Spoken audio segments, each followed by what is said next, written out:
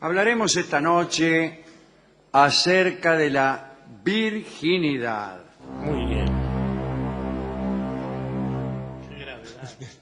Para muchas culturas primitivas, la virginidad no tenía la importancia que tiene hoy en algunos foros. La mujer que no tenía marido era considerada virgen, lo cual no significaba que no tuviera relaciones sexuales ocasionales.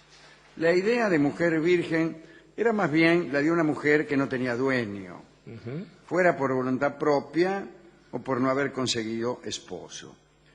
Durante mucho tiempo la virginidad no fue una exigencia social para una boda honorable. En Babilonia, en Egipto y en muchas regiones del Medio Oriente, la ceremonia de la desfloración estaba separada de la relación sexual. Se producía antes del casamiento y a veces se encargaba esa tarea a otra persona que no era el marido. Así, el ritual solían iniciarlo comadronas, sacerdotes y a veces hasta el mismo padre de la novia. Y esta situación no manchaba el futuro de los novios en ningún aspecto. Más allá de lo que sucedió con la aparición del cristianismo, lo cierto es que muchas divinidades o seres míticos nacieron de madres vírgenes. Recordamos al Buda, que nació de Maya, Horus, aquel dios egipcio que era el halcón, nació de un embarazo milagroso logrado por Isis, milagroso porque su marido Osiris estaba muerto. Indra, según relata el Ramayana, nació de una virgen tibetana. Krishna nació de Devaki, la virgen hindú, y Rómulo y Remo también fueron engendrados por Marte en el vientre de una virgen.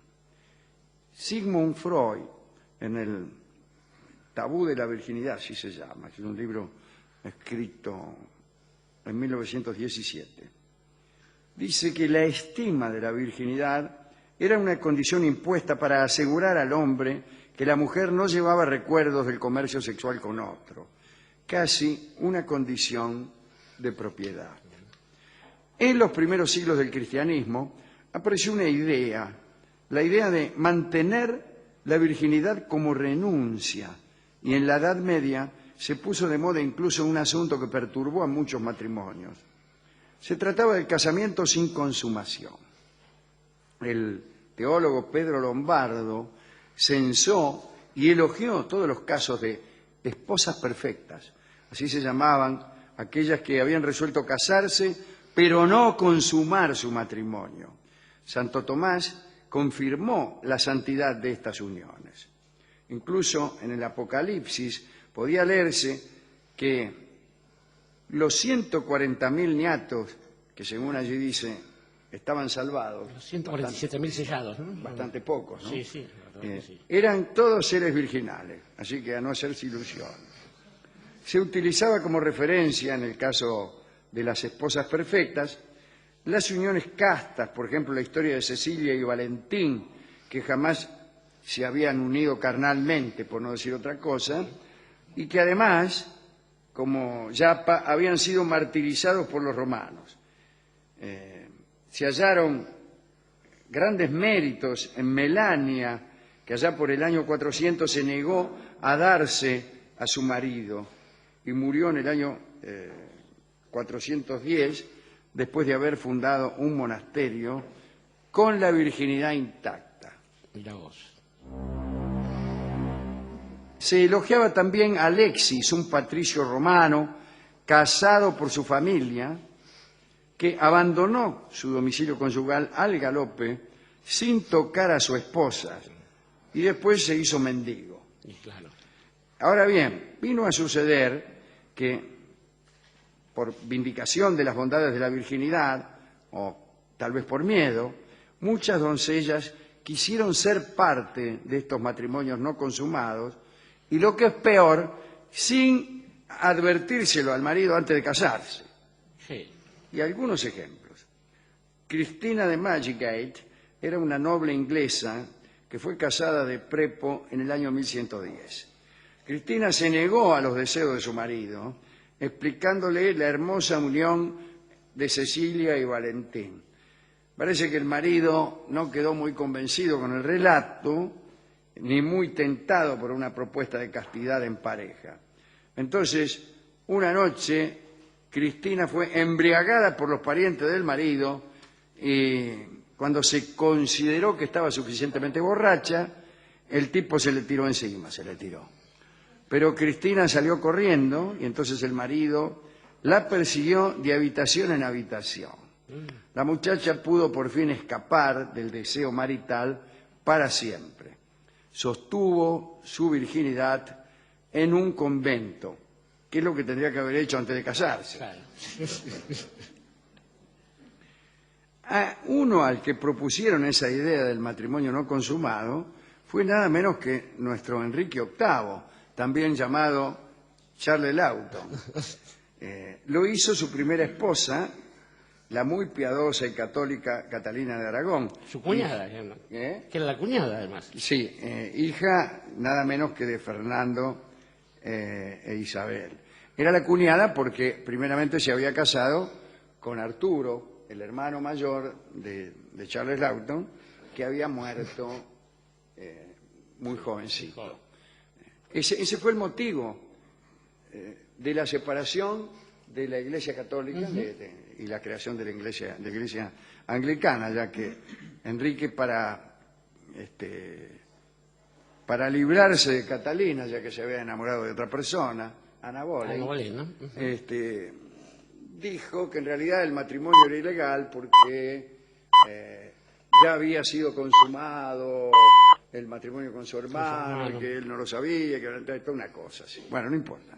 El caso es que su primera esposa, Catalina de Aragón, tenía pensado proponerle esta forma de matrimonio a Enrique, que era una bestia, ¿no? Pero en la corte del rey Enrique, hay que decir, había ceremonias para todo, incluso para la unión conyugal. Y entonces, cuando fue a encontrarse la primera vez con Catalina, fue con una especie de ejército, el rey, ejército que lo acompañaba desde su habitación hasta la de su esposa, pajes con antorchas, gente que llevaba mudas de camisones, otros llevaban velas, licores, recipientes para la enjuagada posterior, armas.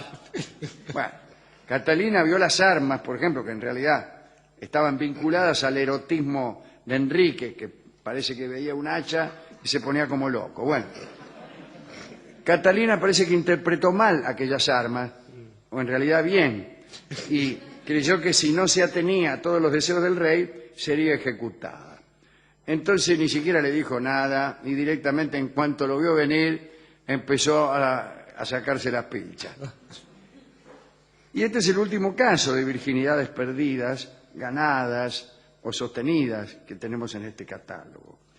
Yo creo que la única opinión sensata hasta aquí es la del amigo Sigmund, que vinculó este prurito de la virginidad con la idea del derecho de propiedad, que es una de las ideas más canallescas que Occidente ha prohijado con respecto a la mujer y que todavía sigue teniendo efecto, quizá no tan evidente, pero sí existente, ¿no?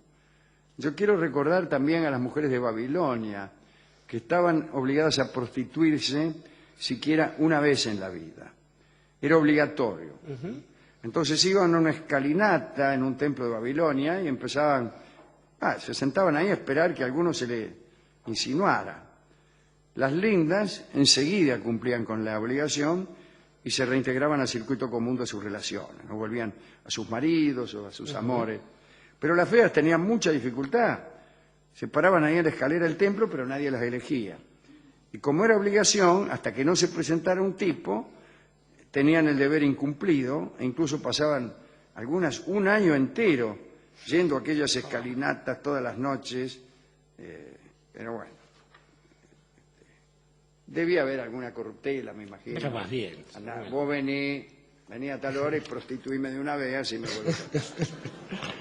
Estaba pensando, Alejandro, que en Occidente las dinastías masculinas son esclavas de la matrilinealidad. Es curioso que esas sociedades donde lo que importa es el nombre del padre hayan tenido hasta los avances de la genética como única garantía la condición de la madre. Esto es, la identidad de uno estaba garantizada, está garantizada de hecho todavía por la maternidad, pero pensaba que nosotros aquí en la patria tenemos una relación más estrecha de lo que pensamos con la Virgen canónica, con la Madre del Cristo. Nuestra bandera proviene de los colores de la Virgen, claro. Los colores de la corona española con la que esta dinastía se pavonea todavía son el celeste y el blanco.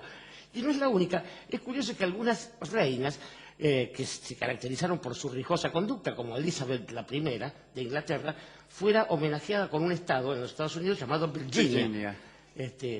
Lo cual demuestra que efectivamente esta idea de una mujer no poseída en términos de dominación por hombre alguno, como se dijo aquí tal como se acaba de decir aquí hace un rato. Estaba pensando también que junto con las bodas blancas, lo que usted llamaba así, bueno, que se admitían como sin comercio carnal, estaba también el famoso derecho de pernada, que hace todavía más gráfica la cuestión de la posesión brutal del varón en términos sociales. Digamos, el señor de la comarca. Exactamente, que, bueno, daba cuenta de esto. No hicieron otra cosa los ejércitos que avanzaron en territorios conquistados, etcétera. Y hay una cuestión que también es curiosa, porque lo que interesa, parece ser, es la apariencia de virginidad. Una ceremonia muy conocida, tanto en el campo argentino, pero también en muchos otros ámbitos rurales, es la reparación falsa de la virginidad a partir de ungüentos y mixturas que ofrecen las curanderas. Y es curioso lo que eso genera en términos de costumbres sexuales. Pero para no detenernos en eso, estaba pensando en un verso de Lezama Lima que dice: deseoso es el que huye de su madre. Entre los misterios de la fe, el más inquietante es el de la virginidad de la Madre de Dios, porque propone esta condición que va a arrastrar a los hombres de Occidente a pasar toda su vida oscilando entre esta especie de idea de que la propia madre es una virgen, de modo tal que el deseo siempre va a andar dando vueltas por algún lugar oscuro, misterioso y ciertamente perverso. De modo tal que esta otra condición de las vírgenes en la religión católica es que siendo una puede ser muchas. Que esta es la mejor idea para un matrimonio feliz, si uno pudiera trasladar una idea a la otra. Fíjense que Mariam, gracia plena, Agüe Mariam, puede ser la Virgen de Itatí, la Virgen de Luján, la Virgen de Satanudos, y un libertino que haya entendido bien esta idea, al cabo de toda su circulación por las distintas variantes de hacer perder la virginidad de algunas damas, no tendrá más remedio que recurrir a la última de ellas, es decir, a la Virgen del Perdón. Y la Virgen del Perdón es el nombre de un balsecito muy hermoso que va a cantar don Ignacio Corsini. Se refiere, sin embargo, este vals, a Manuelita Rosas, a la hija de Rosas. Y le llaman la Virgen del Perdón porque era legendario. Debajo de la magnolia ella otorgaba... Claro, ella... No, pero además la influencia apaciguadora que, según se dice, tenía... Sobre Tatita. Sobre el Tatita. Así que escucharemos a Ignacio Corsini en este bello vals, que también, como otros, tiene que ver con la época de Rosa, y sin embargo no es de Blomberg y Maciel.